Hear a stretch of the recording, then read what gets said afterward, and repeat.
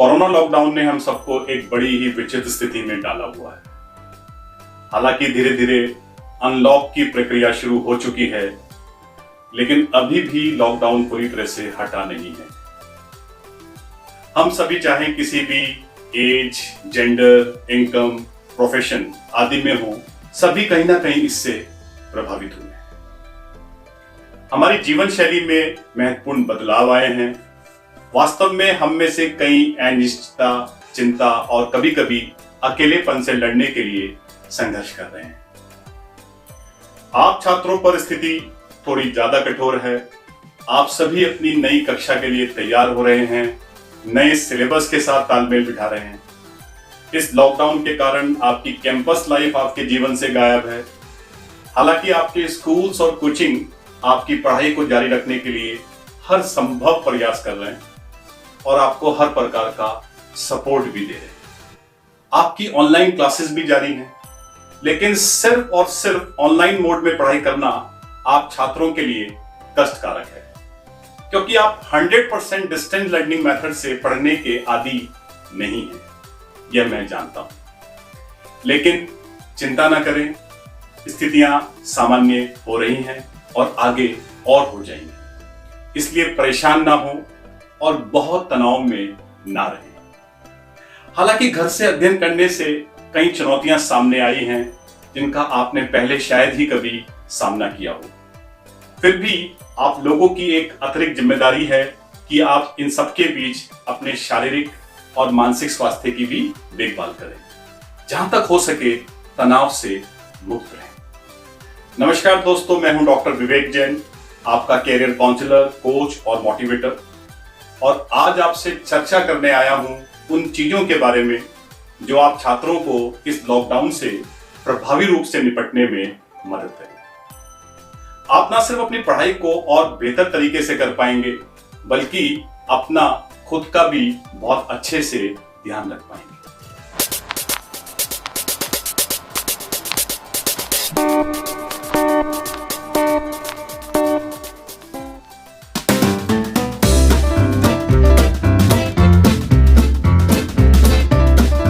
यद्यपि विभिन्न मीडिया और प्लेटफॉर्म्स पर इसके बारे में बहुत कुछ कहा गया है, लेकिन चलिए इसे सीधा और सरल रखकर बात करते हैं, ताकि आप इस चर्चा का सबसे अधिक लाभ उठा सकें। मेरे विचार में इस स्थिति के दो सबसे महत्वपूर्ण फैक्टर्स हैं। जी हां, दो सबसे महत्वपूर्ण फैक्टर्स हैं, आप और आपके आसपास का माहौल या परिवेश या एनवायरनमेंट। यदि आप अपने और अपने परिवेश के बीच सामंजस्य ला सकते हैं, तो मेरे शब्दों पर विश्वास करें, यह लॉकडाउन अवधि आपके जीवन के सबसे अच्छे अनुभवों में से एक होने जा रही है। चलिए बात शुरू करते हैं आपसे। पहली बात यह है, स्वीकार करें और सामंजस्य बनाएं। जी हां, स्वीकार करें और सामंजस्य बनाएं। दूसरे शब्दों में कहा जाए तो एक्सेप्ट एंड अडेप्ट। हां बच्चों, आपको यह स्वीकार करना चाहिए कि आप सीखने के एक नए दौर में हैं और आपको इस नए तरीके में खुद को ढालने की जरूरत है। जितनी जल्दी आप इसे स्वीकार करते हैं और इसमें खुद को ढालते हैं, उतना ही बेहतर यह आपके लिए बनता जाएगा। देखिए, दुनिया कितनी तेजी से बदल रही है और आपको इस रेस में बने रहने के लिए पर्याप्त सक्रिय और सचेत रहना होगा। एजुकेशन और लर्निंग का यह ऑनलाइन मॉडल इस दौर में सफल साबित होता हुआ नजर आ रहा है और लगभग हर एजुकेशन इंस्टीट्यूशन ने शिक्षा के भविष्य के रूप में इसे अपनाने के लिए कमर कस ली है।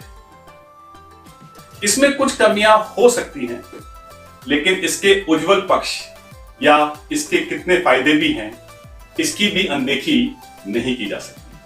सबसे अच्छा लाभ जो ऑनलाइन शिक्षण देता है वह है फ्लेक्सिबिलिटी, यानी आप जहां चाहें और कभी कभी जब चाहें सीख सकते हैं।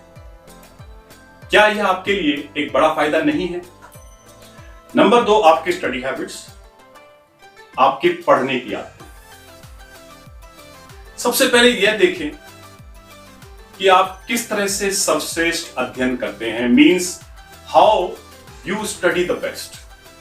आपके सभी अध्ययन की आदतों में से सबसे पहली चीज जो आपको देखने की आवश्यकता है वह यह है कि आप सबसे अच्छा अध्ययन या आप सबसे अच्छी स्टडी कैसे करते हैं।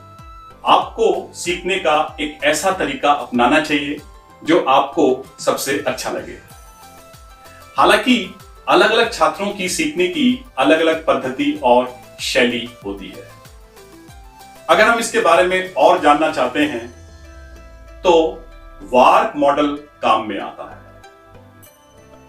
वार्क यानी VARK, इस शब्द के 4 अक्षर क्रमशः V और विजुअल या देखकर, A फॉर ऑडिटरी या सुनकर, R यानी रीडिंग और राइटिंग या पढ़कर लिखकर, और K यानी किनेस्थेटिक या शारीरिक गतिविधियों या फिजिकल मूवमेंट्स के माध्यम से पढ़ना। यानी बच्चे अलग अलग तरीकों से, जैसे देखकर, सुनकर, पढ़कर, लिखकर व फिजिकल एक्टिविटी में से किसी एक या एक से ज्यादा तरीकों से पढ़ना अधिक पसंद करते हैं। सीखने के लिए आप खुद के हैक्स भी विकसित कर सकते हैं या पहले से प्रचलित किसी टेक्निक को भी अपना सकते हैं। जैसे यदि किसी को नोट्स बनाकर पढ़ने की आदत है जिससे उस टॉपिक को बाद में आसानी से रिकॉल कर सकें, तो कॉर्नेल मेथड या कॉर्नेल विधि आपके लिए बहुत ही इफेक्टिव मेथड है। यहां आप अपने पेज को 3 सेक्शंस में विभाजित करते हैं। इस विधि के अंतर्गत आप एक ब्रॉडर कॉलम बनाते हैं, एक नैरोअर कॉलम बनाते हैं और कुछ स्थान पेज पर नीचे की ओर छोड़ दिया जाता है। मेन कॉलम को मेन नोट्स के लिए, छोटे कॉलम्स को हेडिंग्स और कीवर्ड्स के लिए और फुल स्पेस को ओवरऑल समरी या सारांश के लिए उपयोग किया जाना चाहिए। अपनी पढ़ाई के समय अपने सिटिंग पोस्चर का विशेष ध्यान रखें। अपनी पीठ को सीधा करके बैठें। बहुत अधिक आरामदायक अवस्था में ना बैठें जिससे आपको नींद आने लगे। भूलकर भी बिस्तर पर बैठकर ना पढ़ें, वरना आप पढ़ेंगे कम और सोएंगे ज्यादा। अगली बात जो आपको अपने बारे में ध्यान रखनी है वो है पढ़ाई से बाहर निकलकर भी कुछ करें।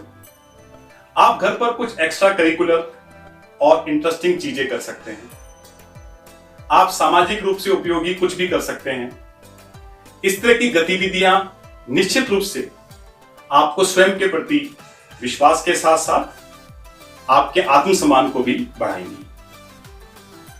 रचनात्मक बनिए, क्रिएटिव बनिए। ऐसे तरीकों के बारे में सोचें कि किस प्रकार आप अपने खाली समय का उपयोग अपने विचारों को विकसित करने या उन्हें एग्जीक्यूट करने के लिए कर सकते हैं। कुछ नए इंटरेस्टिंग कॉम्पिटिशन्स में हिस्सा लीजिए और नए विचारों को आजमाइए। घर पर चीजें बनाएं। आप पेंटिंग, कुकिंग, गार्डनिंग आदि में अपने हाथ आजमा सकते हैं। इस चर्चा के शुरू में मैंने आपको कहा था कि इस लॉकडाउन से निपटने के लिए 2 चीजें बड़ी इंपॉर्टेंट हैं। एक आप और एक आपका परिवेश यानी आपका माहौल यानी आपका एनवायरनमेंट। अभी हमने बात की है आपके बारे में। चलिए अब बात करते हैं आपके परिवेश या आपके माहौल या आपके एनवायरनमेंट के बारे में। आपके परिवेश में क्या क्या चीजें शामिल होती हैं, उनमें सबसे पहले नंबर पर है आपका स्टडी प्लेस यानी आपका अध्ययन का स्थान, यानी वो स्थान जहां आप बैठकर पढ़ते हैं। आपके घर में आपका अध्ययन का स्थान आपकी पढ़ाई पर एक महत्वपूर्ण असर डालता है। आपका स्टडी प्लेस शांत, साफ और स्वच्छ, व्यवस्थित और किसी भी प्रकार के विकर्षण या डिस्ट्रैक्शन से मुक्त होना चाहिए। अपने मोबाइल को खुद से दूर रखिए। मुझे पता है कि आपका मोबाइल फोन आपका सबसे करीबी साथी है, लेकिन मेरे शब्दों को गंभीरता से लें कि यह आपके ध्यान को भटकाने का सबसे बड़ा सोर्स भी है, इसलिए इसे कम से कम अपने अध्ययन के समय दूरी पर रखें। इसके अलावा आपको इस समय के दौरान अपने दोस्तों के कॉल को अटेंड करने के प्रलोभन से भी बचना होगा, इसलिए बेहतर होगा कि आप इसे साइलेंट पर रखें। अपनी पढ़ाई के दौरान सोशल मीडिया पर आने वाले मैसेजेस और पोस्ट को चेक करने से बचें। यदि आप खुद को आसपास के शोर से परेशान नहीं होने देना चाहते हैं तो नॉइज कैंसिलेशन हेडफोन्स का उपयोग करें। बेशक आप कुछ इंस्ट्रूमेंटल म्यूजिक सुनने का सहारा ले सकते हैं, लेकिन गाने सुनने से बचें क्योंकि गाने के बोल आपकी पढ़ाई बाधित कर सकते हैं। आपके आसपास के माहौल में दूसरी चीज है आपके आसपास के लोग, यानी द पीपल अराउंड यू। अपने घर में रहने के दौरान आप हमेशा खुद को अपने परिवार के सदस्यों से घिरा हुआ पाते हैं, कभी कभी अपने दोस्तों से भी, फिजिकली भले ही ना सही लेकिन फोन कॉल्स, व्हाट्सएप आदि पर। इसके अलावा अपने टीचर से भी, भले ही उनकी ऑनलाइन प्रेजेंस के माध्यम से। लेकिन यह ध्यान रखें कि ये लोग आपकी पढ़ाई के लिए बाधा नहीं, आपकी सबसे बड़ी संपदा है, यानी आपके सबसे बड़े असेट्स हैं। और यदि आप इस बात का ध्यान रख लें कि आपको इनके साथ अपना समय कब और कैसे गुजारना है, तो ये आपके सबसे बड़े स्ट्रेस बस्टर साबित हो सकते हैं। बात शुरू करते हैं आपके परिवार के सदस्यों से। क्या आपको याद है लॉकडाउन से पहले आपको उनके साथ इतना समय गुजारने का अवसर कब मिला था? क्या आप उनके साथ बैठने को और वो आपके साथ एक अच्छा समय गुजारने को तरस नहीं रहे थे? अब लॉकडाउन ने आपको यह मौका दिया तो इसका भरपूर फायदा उठाना अब आपके हाथों में है। यकीन मानिए आपको उनकी कंपनी कमाल के लगेगी। उनके साथ क्वालिटी टाइम पास करें और उनके साथ खुलें। आप निश्चित ही अपने आपसी संबंधों को एक नए परिप्रेक्ष्य या एक नए पर्सपेक्टिव में देखेंगे। आपके मित्र हमेशा आपके लिए आनंद का सोर्स होते हैं। लॉकडाउन का मतलब यह नहीं है कि आप उनके साथ बात नहीं कर सकते। स्काइप, जूम आदि के साथ उनके संपर्क में रहें, उनके साथ अपने विचारों को साझा करें और साथ ही अपने असाइनमेंट, टेस्ट आदि पर भी चर्चा करें। विश्वास करें, ऐसा करने से आपको बहुत हल्का महसूस होगा। आपके शिक्षक अपनी पढ़ाई के दौरान आने वाले किसी भी कंफ्यूजन या प्रॉब्लम के लिए अपने शिक्षकों से जरूर बात करें। अपनी चिंताओं को उनके साथ साझा करें। पूछें कि आप और बेहतर कैसे कर सकते हैं। मेरा मानना है इस समय उनके पास भी आपके लिए अधिक समय होगा। आपके माहौल में आपके स्टडी प्लेस, आपके आसपास के लोग, इन दोनों के अलावा जो तीसरी चीज आपके लिए बहुत महत्वपूर्ण है और जिसके साथ आपको एक हार्मनी या एक सामंजस्य बिठाने की जरूरत है, वो है आपके चारों ओर फैली प्रकृति, यानी द नेचर अराउंड यू। घर से बाहर कदम रखें और प्रकृति के साथ कुछ समय गुजारें। आप निश्चित रूप से महसूस करेंगे यह पहले कभी इतनी सुंदर और इतनी शांत नजर नहीं आई होगी। पार्क में जाइए, कुछ खेलिए, कुछ शारीरिक कसरत करें, ध्यान करिए और कुछ योग भी करें। यहां तक कि आप अपने दोस्तों को भी वहां शामिल होने के लिए कह सकते हैं। आप अपने भीतर एक अद्भुत अंतर पाएंगे। प्यारे दोस्तों, लॉकडाउन की इस अवधि को अपने लिए एक उपहार के रूप में मानिए।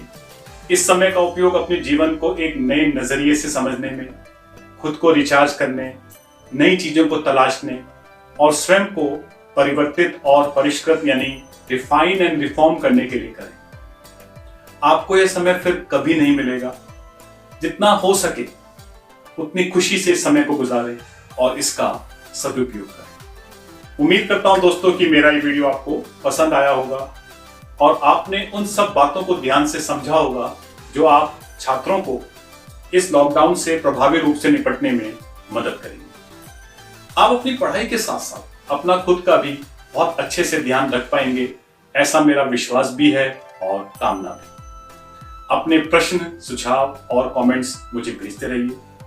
वीडियो को लाइक करना व हमारे चैनल को सब्सक्राइब करना बिल्कुल ना भूलें। जल्दी ही फिर मिलेंगे एक नए वीडियो के साथ। तब तक अपना ध्यान रखिए और खुश रहिए। थैंक यू, धन्यवाद, गुड बाय।